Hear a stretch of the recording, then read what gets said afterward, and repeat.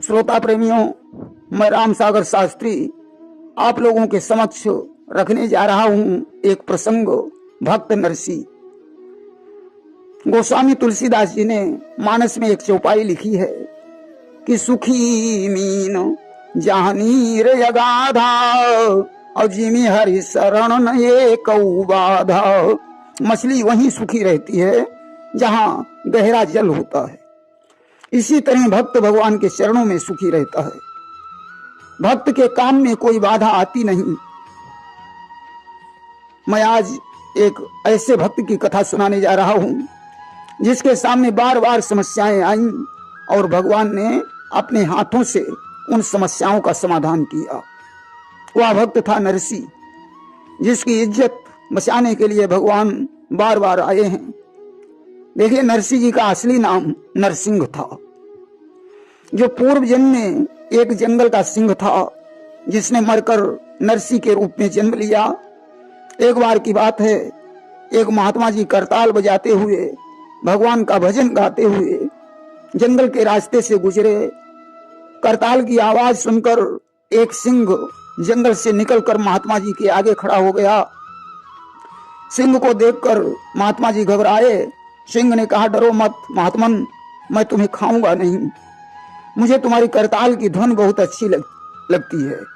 ऐसा करो, या करताल मुझे दे दो और यहाँ से चले जाओ। महात्मा जी ने सिंह को करताल प्रदान कर दी और वहां से चले आए। सिंह करताल को बजा बजा कर नाचने लगा। इतना नाचा कि नाचते नाचते उस सिंह का प्राणांत हो गया। संत सत्संग की भावना लेकर मरने के कारण नरसी के रूप में उस सिंह का जन्म जूनागढ़ में हुआ। आइए अब हम आप लोगों को प्रसंग की तरफ ले चल रहे हैं कि जूनागढ़ था नगर एक भारत के दरमियान, माना जाता है जिसे व्यापारों की खान। काठियावाड़ प्रांत में एक जूनागढ़ नामक शहर है। बड़े बड़े सेठ साहूकार व्यापारी इस नगर में निवास करते थे। वहीं मेहता परिवार में नरसी का जन्म हुआ। बचपन में इनकी माता की मृत्यु हो गई। इनका पालन पोषण इनकी दादी ने किया। नरसी बचपन से संतों का सत्संग करने लगे। संतों ने इन्हें कृष्ण भक्त बना दिया। भगवान कृष्ण के गीत ये बचपन से ही गाया करते थे। धीरे धीरे नरसी विवाह के योग्य हो गए।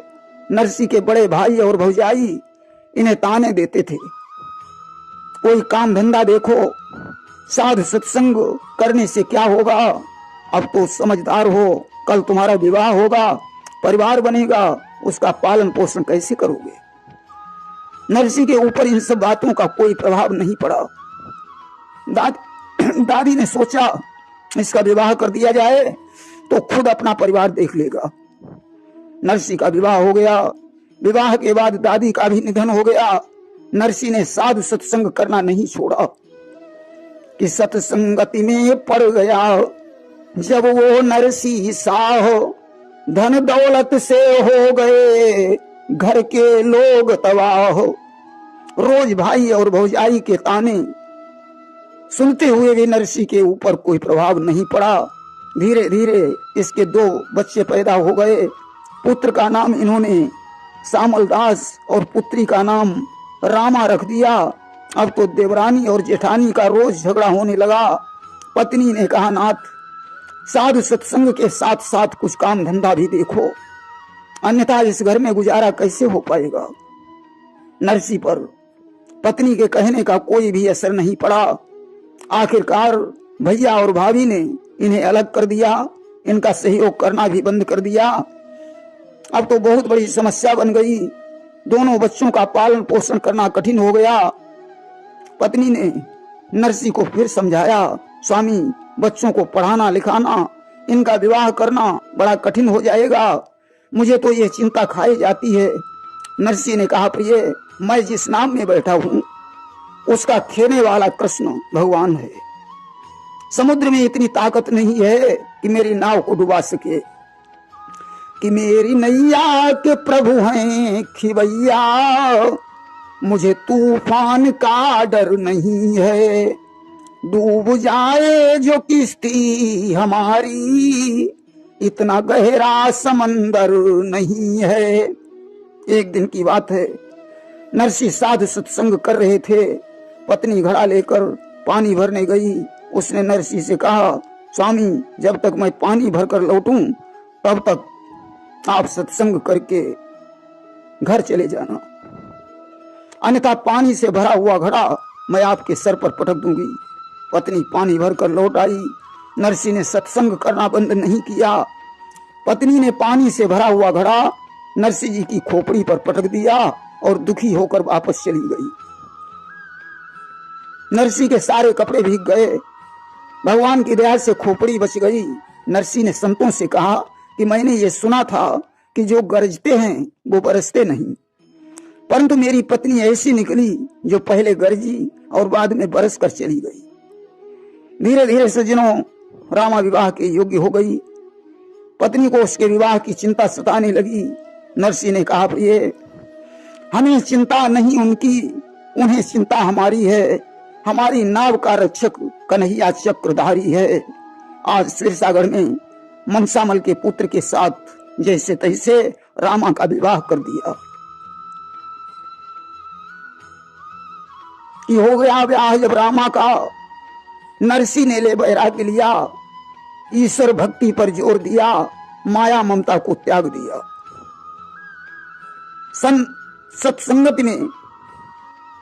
सत्संगत में तत्पर होकर संतों की सेवा करने लगे। भाई और बंधु पड़ोसी जन नरसी की निंदा करने लगे। रामा के विवाह के बाद नरसी की भक्ति और बढ़ गई। धीरे धीरे नरसी के 13 वर्षीय पुत्र का निधन हो गया। इसके बाद इनकी पत्नी भी मर गई।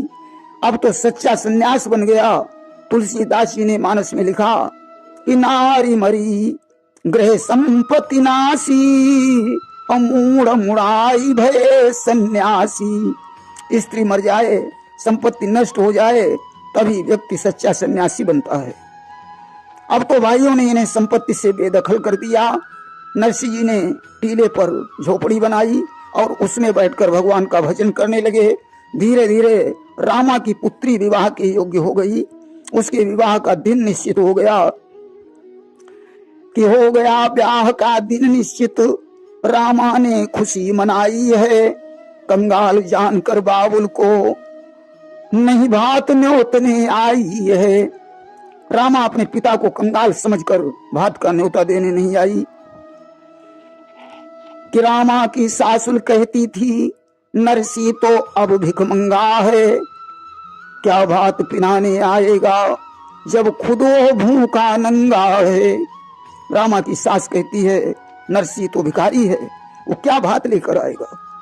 जब रानी जेठानी सभी ताने मार रही हैं, रामा बेचारी ये सब सुनकर कुछ नहीं कह पाई। रामा की हंसी करने के लिए मनसा शाह ने अपने मुनीम के द्वारा नरसी के लिए एक पत्र लिखवाया, जिसमें उसने लिखवाया कि हे समधी साहब, मेरी पौत्री का विवाह है, रामा की तरफ से मैं भात का न्योता दे रहा हूं, आप भात पहनाने जरूर आना। कि द्वारे की शोभा बढ़ती है सोने की बंधनवारों से, उत्सव की शोभा बढ़ती है त्यों नाते रिश्तेदारों से। जिस प्रकार सोने की बंधनवार से द्वारे की शोभा बढ़ती है, उसी प्रकार नाते रिश्तेदारों से उत्सव की शोभा बढ़ती है। परंतु आने से पहले पत्र में लिखी समस्त चीजों को उनकी मात्रा के अनुसार लेकर आना। करोड़ों साड़ियां, हजारों थान कपड़ा, लाखों आभूषण, हजारों मन सोना चांदी, 9 मन सोने से जड़ी सुपारी, 9 मन पिस्ता, 9 मन बादाम, 9 मन काजू, 9 मन छुहारा, 9 मन चिरौंजी, 9 मन फल, 9 मन मिठाई, 9 मन हीरा मोती पन्ना पुखराज माणिक मूंगा आदि मानो कुबेर का सारा भंडार लिखवा दिया। रामा की सास कह रही है और लिखवाओ। रामा कहती है ऐसी चिट्ठी मत लिखो, मेरा पिता कंगाल है, पत्र पढ़कर गम में डूब कर मर जाएगा। अपने पति से अनुरोध करती है, स्वामी रोको उन्हें, ऐसा पत्र पढ़कर मेरा पिता मर जाएगा। माता मर गई, भैया मर गया, मैं उन्हें देख भी नहीं पाई। अकेला मेरा पिता ही बचा है, उसकी जान लेना चाहते हैं। रामा रोकती रही, मनसामल नहीं माने। चिट्ठी लिखकर नाई को पकड़ा दी और कहा जाओ या पत्र जूनागढ़ में जाकर नरसी को दे दो। किले पत्री नाई चला जूनागढ़ दरमियान, दिन व्यतीत आधा हुआ मिला न पता निशान। आधा दिन बीत गया, ढूंढते ढूंढते नरसी का कोई पता नहीं चला। लोगों से पूछा, भैया नरसी का घर कहाँ है? लोगों ने कहा कौन नरसी? कहा नरसी शाह। लोगों ने कहा भैया पहले वो शाह था परंतु आज तबाह है। कहा वो कैसे? कहा सुनो कि उसने तो सारा धन खोकर ईश्वर से डोर लगाई है। शाही उठ गई जमाने से, अब तो आ गई तबाही है। परंतु भैया आप कौन हैं? कहा मैं सिरसागर से आया हूं, नाई हूं, निमंत्रण पत्र लेकर आया हूं। लोगों ने कहा भैया तुम गलत आ गए हो, वह तुम्हें पानी भी नहीं पिला पाएगा।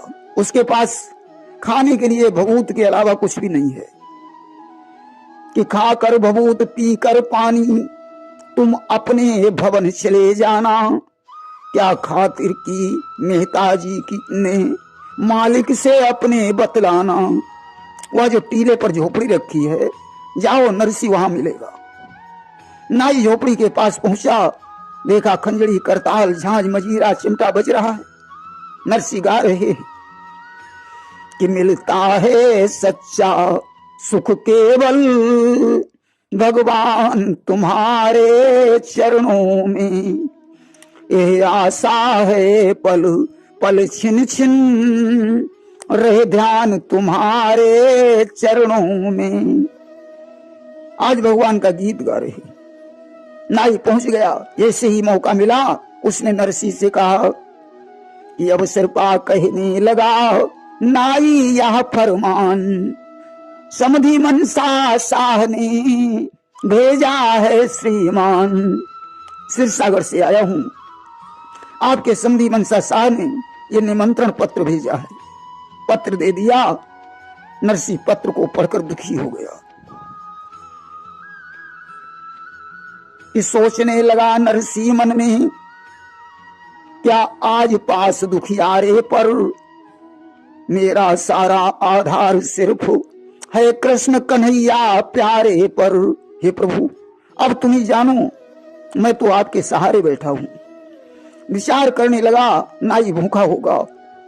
पहले तो नरसी ने उसे ठंडा पानी पिलाया और कहा भैया तुम यहां मेरा इंतजार करो, मैं भोजन की व्यवस्था करता हूं। नरसी साग पात लेने खेतों में चला गया। इधर राजा ने कृष्ण से कहा स्वामी जूनागढ़ बड़ा प्रसिद्ध नगर है, मेरी तो ऐसी इच्छा होती है कि हम तुम दोनों मिलकर उस दिन जूनागढ़ में निवास करें। कि राधा ने कहा कृष्ण जी से प्रीतम यह इच्छा है मन में, कुछ दिन तक हम तुम साथ साथ निर्वाह करें जूनागढ़ में। राधा से कृष्ण बोले प्रिय, जिन्हें दौलत से प्रेम होता है उनमें भक्ति नहीं होती। कि प्रभु बोले ब्रखभानु सुते यह उचित नहीं दिखलाता है, धन के अभिमानी जीवों को विश्वास न मुझ पर आता है। जूनागढ़ में सिर्फ एक ही भक्त है जिसका नाम नरसी है। कि है नरसी शाह भक्त मेरा, मेरी सेवा में तत्पर है। राधे इन दासों के ऊपर अपना सर्वस्व निछावर है। मैं नरसी के लिए सब कुछ कर सकता हूं। भगवान ने कहा प्रिय नरसी की लाज बचाने के लिए मुझे अभी जाना होगा। आज सोने की थाली में खटरस व्यंजन लेकर सोने के लोटे में शीतल जल भरकर भगवान किसना खाती बनकर नाई के पास पहुंचे। बोले भैया मैं नरसी का सेवक हूं, यह भोजन लाया हूं। भोजन करने के बाद तुम अपना थाली लोटा अपने घर ले जा सकते हो। कि खिला पिला कर शीघ्र ही विदा हुए घनश्याम। धीरे धीरे दिवस से होने आई शाम। भगवान चले गए। अब नरसी साग पात लेकर लौटे। बोले भैया चिंता मत करो, मैं अभी तुम्हारे लिए भोजन बनाता हूं। नाई ने कहा नरसी जी क्यों हंसी कर रहे हो? अभी अभी तुम्हारा सेवक कृष्णा खाती मुझे भोजन करा के चला गया। ये देखो थाली और लोटा है, ये शुद्ध सोने का है। नरसी की समझ में आ गया कि भगवान ही आए होंगे। नरसी ने कहा भैया थके थकाए हो, आराम कर लो, मैं आपकी कोई सेवा नहीं कर पाया। नाई ने कहा नरसी इससे बड़ी सेवा और क्या हो सकती है कि इस सेवा का बदला शायद पूरा न कभी हो पाएगा। मनसा समधी इस सेवा के आगे फीका पड़ जाएगा। तुम्हारी सेवा के आगे मनसा शाह की सेवा भी फीकी पड़ जाएगी। रात में विश्राम करने के बाद प्रातः काल नाई सिरसागढ़ को चला गया। सोने के पात्र देखकर मनसा शाह भौचक्का रह गया। आज विवाह का दिन आ गया। अब तो नरसी विचार करने लगा अब क्या होगा। आज इधर नरसी करे अपने हृदय विचार, हाय कन्हैया किस तरह होगा बेड़ा पार। हे कृष्ण अब मेरी नाव कैसे किनारे लगेगी? एक पड़ोसी के पास गया, बोला भैया मुझे तुम्हारी गाड़ी चाहिए। कि भाई बोला गाड़ी हाजिर है पर बैल हमारे पास नहीं। हर सेवा को मैं तत्पर हूं, कोई ये भारी बात नहीं। मेरे पास गाड़ी है परंतु बैल नहीं है। ढूंढते ढूंढते बैल मिले जो शक्तिहीन थे, बूढ़े थे। गाड़ी संचालक बाबा थे जो लंगड़े थे, जो लूले थे। बड़ी मुश्किल से बूढ़े बैल मिले। लंगड़े लूले बाबा जी गाड़ी हाँक रहे हैं। महात्मा लोग गाड़ी में बैठे हुए हैं। खंजड़ी चिमटा बज रहा है, भगवान का भजन हो रहा है कि श्री कृष्ण गोविंद हरे मुरारे, हे नाथ नारायण वासुदेव। श्री कृष्ण गोविंद हरे मुरारे, हे नाथ नारायण वासुदेव। सजनों रेत पड़ा, गाड़ी अड़ गई, धक्का लगा, लंगड़े बाबा मुंह केवल नीचे गिर गए। बैलों का जुआ टूट गया। अब तो बड़ी भारी मुसीबत आ गई। जैसे तैसे महात्मा जी को उठाया। आज नरसी भगवान से प्रार्थना करने लगा कि रेत गाड़ी अड़ी, मुझ पे विपदा पड़ी, बंसी वारे सांवरिया शरण हम तुम्हारे। रेत गाड़ी अड़ी, मुझ पे विपदा पड़ी, बंसी वारे सांवरिया शरण हम तुम्हारे। आज भगवान कृष्णा खाती बनकर हाथ में जुआ लेकर आ गए। उन्होंने कहा आप लोग कहां को जा रहे हो? बोले सिरसागढ़ जाना है। भगवान बोले मुझे भी गाड़ी में बिठा लो, मैं भी वहीं जाना चाहता हूं, मुझे गाड़ी हाँकना भी आता है। कहा तब तो बड़ी अच्छी बात है। आज भगवान ने गाड़ी जोड़ी, बैलों के ऊपर हाथ फिराया, बैलों में जान आ गई कि जिस समय कृष्ण संचालक बन गाड़ी पर आन विराजे हैं, सुख सागर के दर्शन पाकर सब कष्ट हृदय के भागे हैं। आज भगवान गाड़ी चला रहे, बड़ा प्रसन्न की अनुभूति हो रही है। पल भर में सिरसागढ़ में पहुंच गए हैं। सजनों भगवान तो अंतर्ध्यान हो गए। रामा को जब ये पता चला कि पिताजी आए हैं, रामा मन ही मन विचार करने लगी कि मन ही मन ने कहती रामा धिक्कार है ऐसे आने पर, घर में कौड़ी भी पास नहीं, आए हैं मुझे लजाने पर। अरे जब कौड़ी पास नहीं तो पिताजी मुझे लजाने के लिए आए। रामा मन ही मन विचार करती है। उसे मौका मिला और पिता के पास में पहुंची कि अब सर पाकर बाबुल के ढींग रामा बोली है आपे में, क्यों आकर समधी के घर में करवाई हंसी बुढ़ापे में। पिताजी, आपको यहां नहीं आना चाहिए था, समाज में बड़ी हंसी होगी। नरसी ने कहा, पुत्री धैर्य रखो, जिसका कोई नहीं उसका भगवान होता है।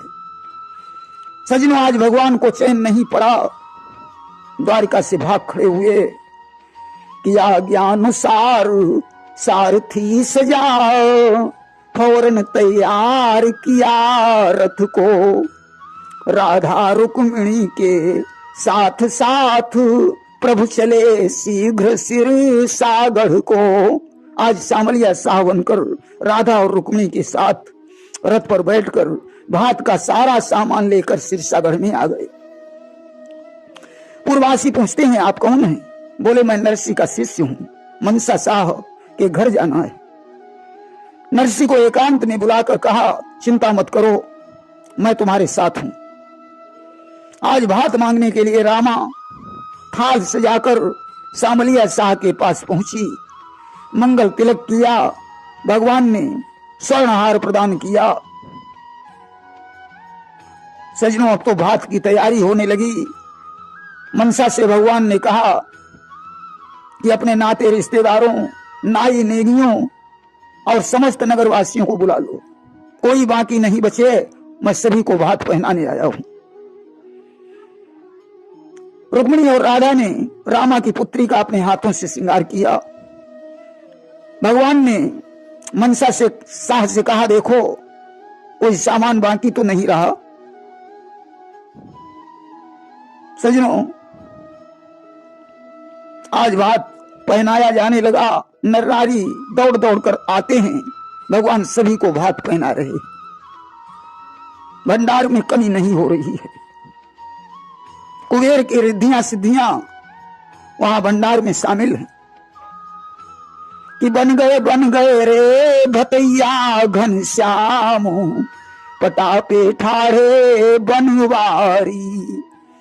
बन गए रे भतैया घनश्याम, पटापे ठाढ़े बनवारी। राधा और रुक्मिणी ने स्त्रियों को, भगवान ने पुरुषों को भात पहनाया। आज मनसा शाह का घमंड चूर हो गया कि मनसा का चूर घमंड हुआ, नरसी की जय जयकार हुई। लज्जा में मनसा डूब गया, नरसी की नैया पार हुई। आज नरसी बड़े प्रसन्न हैं, मनसा शाह बड़ा लज्जित है। प्रेम से बोलिए वृंदावन बिहारी लाल की जय।